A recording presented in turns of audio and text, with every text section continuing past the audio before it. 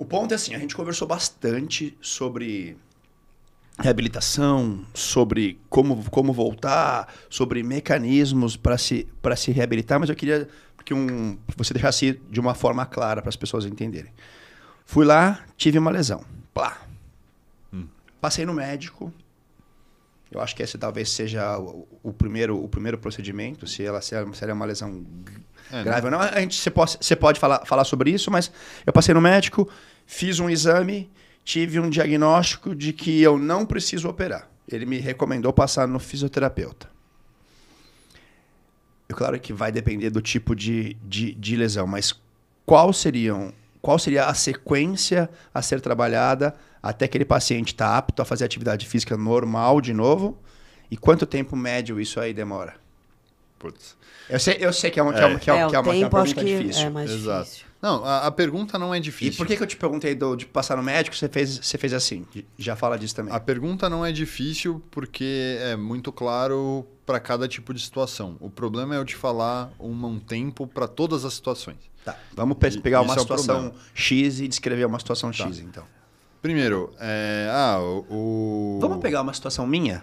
Por exemplo, quando eu tive ruptura em posterior de coxa correndo. Tá, vamos lá. A questão de eu titubear ali a hora que você falou de passar direto no médico, por quê? O fisioterapeuta ele é profissional de primeiro contato. Então, não necessariamente, se não for algo grave, você vai precisar passar no médico. Tá? Até porque... Você pode pedir exame?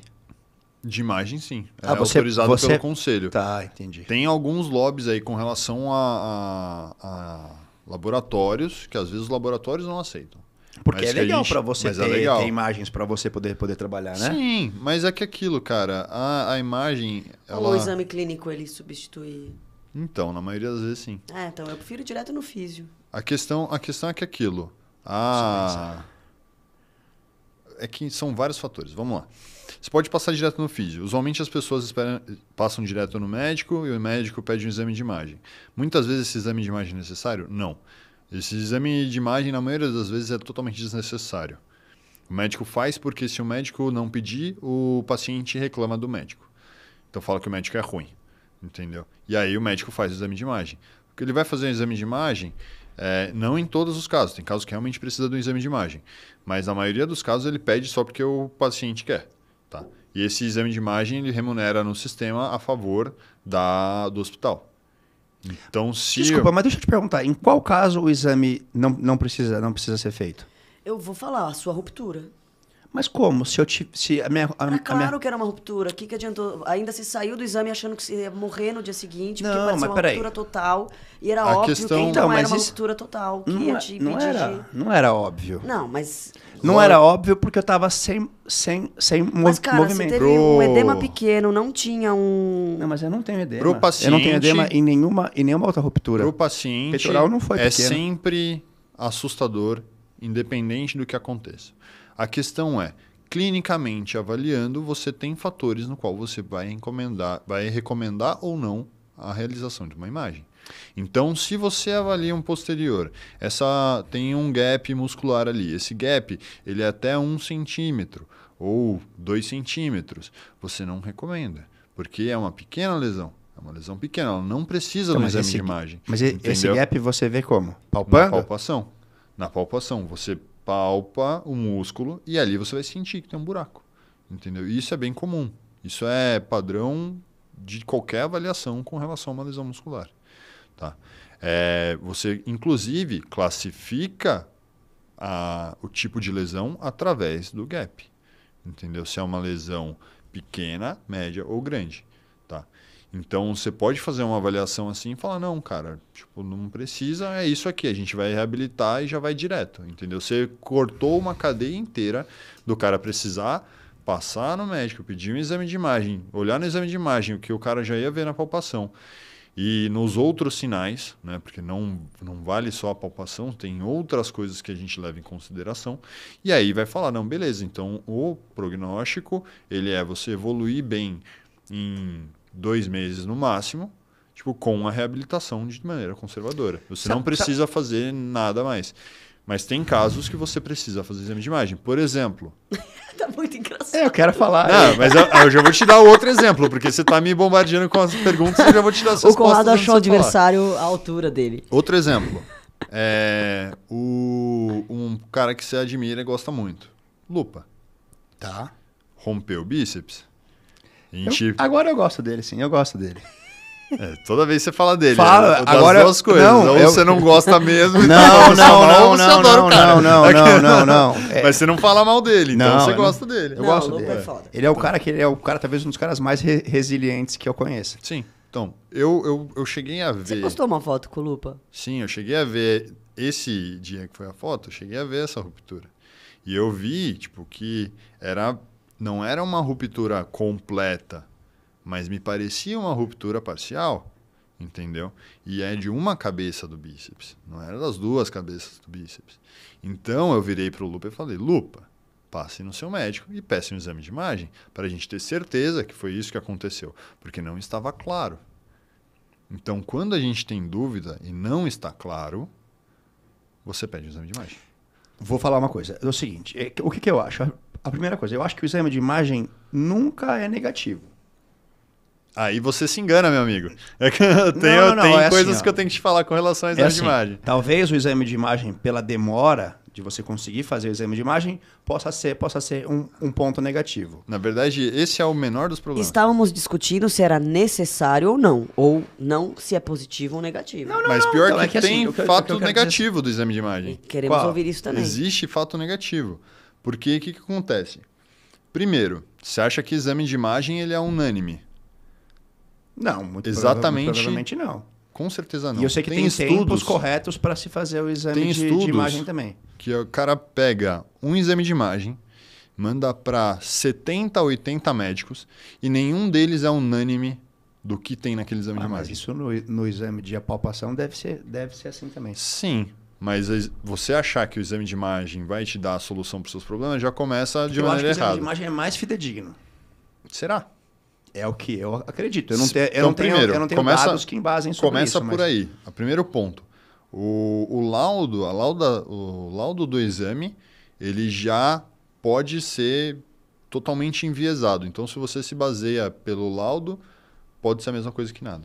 Tanto que um bom Segundo. médico vai ver a imagem, não vai Exato. nem no laudo, né? Segunda coisa. Metade dos achados do exame de imagem são coisas que já estavam lá antes de você ter dor. Sim. Então, muitas vezes, uma pessoa pega um exame de imagem, pessoa com dor lombar, tem estudos com relação a isso. Pessoa com dor lombar, tem uma queixa lá no lombar, ele pega o exame de imagem, ele vê os achados do exame de imagem, Aí que ele fica dodói no pra laudo, sempre. ele tem um pior resultado do que o cara, na reabilitação, do que o cara que fez o mesmo exame de imagem, não viu o laudo, teve o mesmo tratamento. Por quê? Porque o cara vai achar que, ai meu Deus, morri agora, eu tenho uma hérnia de disco, ela nunca mais vai mudar. Igual tem o caso da minha família, do meu irmão. Tem um desgaste na articulação do joelho, uma condromalácia. Ele fala, ai meu Deus, nunca mais vou melhorar do meu joelho porque já desgastou e não tem mais o que fazer. Muito pelo contrário. O que resolve nesses casos são duas coisas. Ou a reabilitação para o reforço da articulação e para aquilo funcionar de forma mais adequada, ou realmente já uma prótese de joelho. essa Mas pessoa se só não tiver ela extremo, precisa é ser só o fortalecimento. orientada de forma adequada. Sim, mas o problema é quando a pessoa não quer ser orientada. Tudo bem. Sim. Mas a questão é a seguinte, se você dá um exame de imagem para uma pessoa leiga, você vai fazer mais mal para ela do que você não fazer o exame de imagem. Tudo bem, mas é que Entendeu? o exame de imagem não é para pessoa leiga, né? É para a pessoa leiga ver e entrega para a pessoa que vai Sim, cuidar mas, dela. mas depende da informação também que o profissional de saúde passa. Se o profissional de saúde virar para o cara e falar, olha, está vendo o seu exame de imagem aqui? Está osso com osso.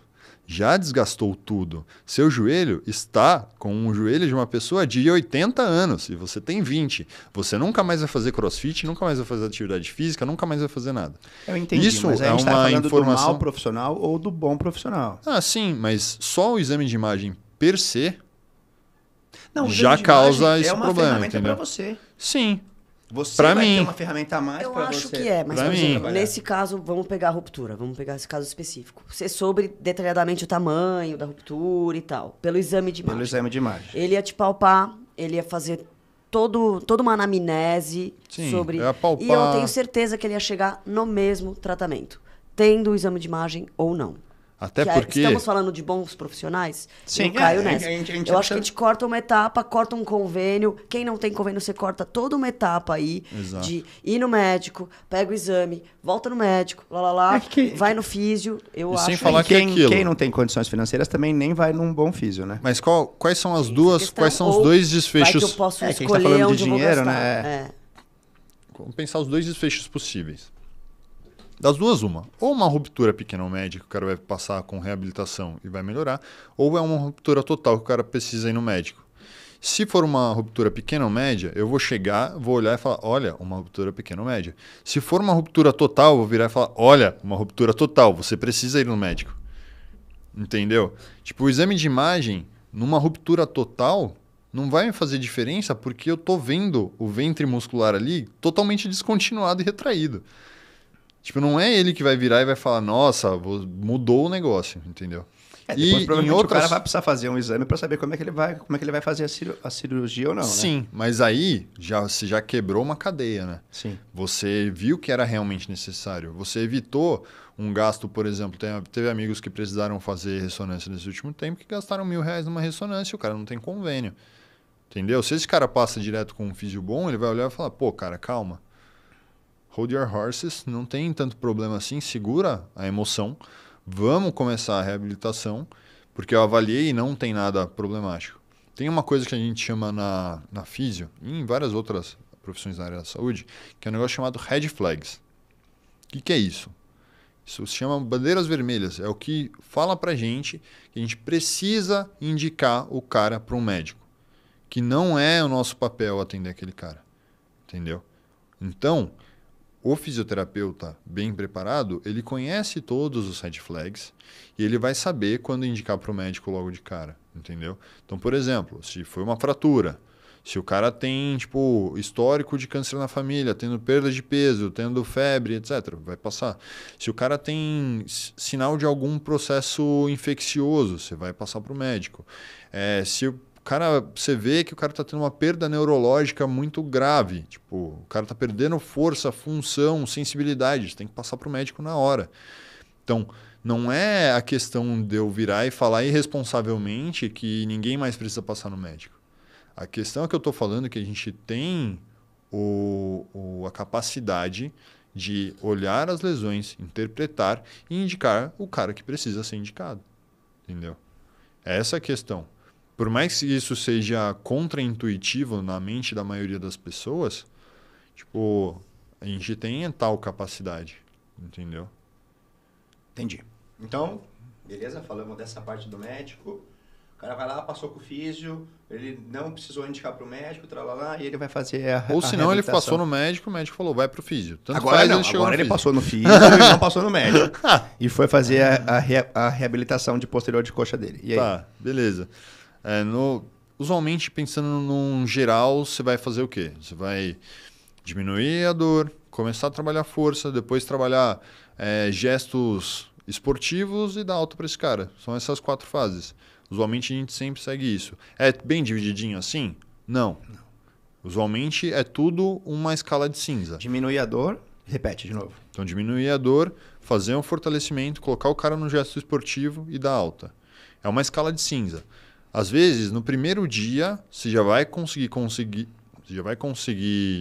começar com as coisas para diminuir a dor, começar fortalecimento de algumas estruturas específicas e às vezes até colocar alguma coisa de gesto para o cara ficar animado. Tem essa ordem? Entendeu? Primeiro força isométrica, depois força... Cara, normal, depende aí do caso. potência. É sempre com relação à demanda do cara. Então, o cara entrou lá. A gente vai começar com recursos anti-inflamatórios de qualquer maneira. Se for uma lesão que a gente não pode trabalhar no tecido-alvo, no lugar onde realmente teve a lesão ali, ou um problema específico, a gente vai trabalhar nas musculaturas que auxiliam aquele tecido-alvo. A gente começa o fortalecimento mesmo quando o cara está muito sensível para fazer o fortalecimento da musculatura específica. Então a gente trabalha ao redor para ajudar o cara a fazer. Chegou num ponto que a diminuição do processo inflamatório fez com que a gente consiga trabalhar na musculatura-alvo, a gente começa a trabalhar na musculatura-alvo.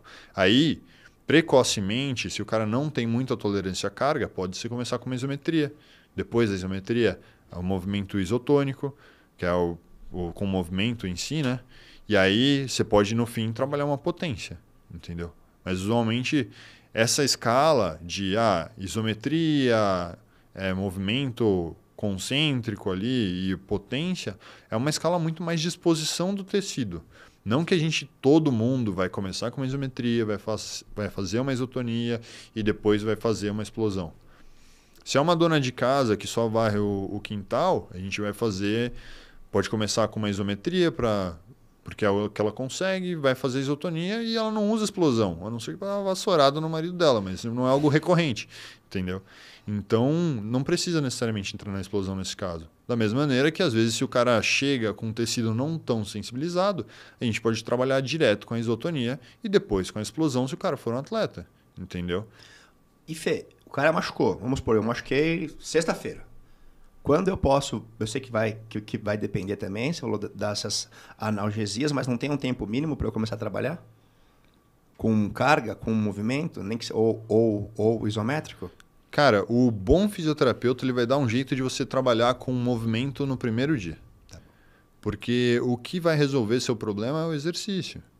Então, seja ele isométrico, isotônico, potência. Se desinflamar, lá, não tem isso? Então, mas você lembra que eu acabei de te falar que a gente pode trabalhar os músculos acessórios? Sim. Então, a gente vai trabalhar com exercício desde o primeiro momento. É aquilo que eu falei. Talvez não da musculatura principal. Sim. Mas, por exemplo, na dor de joelho, eu começaria trabalhando esse cara com glúteo, porque ele não vai sentir dor no joelho trabalhando glúteo. Posterior, talvez. A dor no joelho usualmente não vai aparecer quando eu trabalho de posterior. Ela vai aparecer num trabalho de quadríceps, num trabalho, às vezes, de salto e aterrissagem. Entendeu? Então, eu vou começar dando reforço nas outras musculaturas que são acessórias. A hora que essa musculatura principal, que tá tranquila para trabalhar, eu já vou trabalhar ela também. Tá bom. Mas o bom fisioterapeuta, ele vai querer te colocar no movimento o mais rápido possível. Entendi. Isso muda de figura quando é uma contusão mesmo? Tipo, sabe, tomei uma porradona. Por exemplo, num pós-operatório. Um pós-operatório. Numa pancada muito feia, talvez você espere mais. No pós-operatório, tem os protocolos, que a gente chama, né? Que é o que você não... Basicamente, um protocolo funciona da seguinte maneira. Ele vai dizer o que você não pode fazer. Entendeu? Ele te fala também o que pode fazer, mas o mais importante de um protocolo é você saber o que você não pode fazer, tá? Então, no LCA, rompeu lá o cruzado anterior, fez uma reconstrução. Antes da 7ª semana, você não pode, de jeito e maneira, isso num protocolo mais avançado. Tem gente que espera muito mais do que 7 semanas. Você não pode fazer cadeia cinética aberta. Você não pode colocar o cara numa extensora. Não pode. Por quê? Porque vai perder o enxerto, pode dar um problema e o cara perder a cirurgia. Você não pode. Tá? Mas você pode agachar antes disso? Pode. Então você vai agachar e não vai fazer extensora. Entendeu? Então, em certos quadros, principalmente pós-operatórios, você tem essas janelas de tempo. Tá? Mas elas são janelas específicas para cada tipo de problema e para cada tipo de reconstrução. Entendeu? Então, não posso virar e falar, então, ninguém vai trabalhar, quadríceps logo no primeiro mês, entendeu?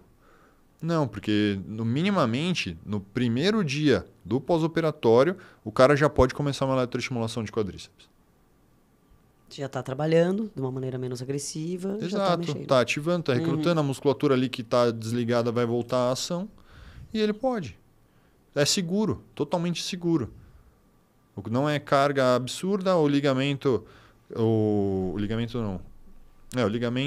ele vai estar totalmente encurtado ali naquela posição que a gente vai trabalhar a eletroestimulação. O cara não tem risco. Não tem risco, é seguro. Pode fazer, o cara vai fazer exercício no primeiro dia. Tem, em alguns casos, uns médicos... isso com atleta, né? Sim. Mas em alguns casos, os médicos eles pedem, falam, não, espera passar umas 2 semanas, 3 semanas para começar a físio. Mas é muitas vezes um médico que não tem um contato de um físio que ele confia, sabe? Aí, às vezes ele vira e fala, não, é melhor eu pedir. Evitar cagadas, né? É melhor eu evitar que o cara comece antes da hora as coisas, vai que ele pega alguém que não conhece o quadro ou não é íntimo com esse tipo de reabilitação. É melhor eu segurar aqui o jogo e a hora que ele voltar é mais difícil de dar problema. E tá totalmente certo. O médico ele tem que prezar pela saúde do cliente dele, do paciente dele. Da mesma maneira que eu tenho que prezar pela saúde do meu paciente. Então, se ele não tem alguém de confiança, a estratégia mais segura para ele é não indicar no primeiro momento. Mas todo pós-operatório você poderia começar cedo. Tá? Em alguns casos, a literatura pede que você espere. Tá? Em alguns casos específicos de cirurgia. Mas na maioria deles você poderia começar cedo, pelo menos com uma analgesia, dando conforto, diminuindo inchaço, tudo isso você poderia fazer. Ou até mesmo com atividade de musculatura de outros segmentos. O Lupa mesmo, o cara que reabilita ele começou com um fortalecimento contralateral, porque você tem um ganho. Né? Você tem um ganho de um lado para o outro. Isso eu acho bizarro, sabia? Foda, né? Mas sabe o que é isso? Ativação. Você vai ganhar ativação, porque o cérebro ele ativa um lado, mas ele ativa o tônus do corpo inteiro. Da mesma maneira, quando você vê um gesto motor na televisão, ou você está muito focado naquele gesto motor e está vendo um vídeo, os mesmos grupos musculares no seu corpo que fazem aquele gesto, eles vão ser ativados por uma coisa que a gente chama de neurônio espelho, que é quando o nosso cérebro ele interpreta uma imagem, ele reproduz a mesma coisa na gente, entendeu? Da mesma maneira que isso é muito do social. Você nunca passou com alguém na rua e essa pessoa fez isso pra você, eu te cumprimentou com a cabeça e você também intuitivamente cumprimentou, depois você passou a pessoa, você falou, quem é esse cidadão? Não, isso é bizarro também. Você tá conversando com alguém, a pessoa tá numa posição, você vai e faz a mesma posição. Total, né? Exato. Isso é uma coisa do rapport, né? Isso é uma coisa para você gerar intimidade com as pessoas sem necessariamente ser íntimo. Então você pode simplesmente espelhar as posições que ela está fazendo, entendeu? Não tão de uma maneira que todo mundo perceba, mas você pode fazer isso de uma maneira suave, onde ninguém está percebendo, mas você está espelhando o gesto. E não necessariamente você precisa fazer o gesto igual, mas se você pode seguir, por exemplo, as simetrias. Então, se o cara tá usando uma simetria ali, eu não preciso necessariamente fazer isso, mas eu posso mexer na minha barba com o outro braço, fazer uma simetria do outro lado, né? Usar uma simetria oposta, ou posso mexer no meu cabelo, que é tudo levar a mão à face.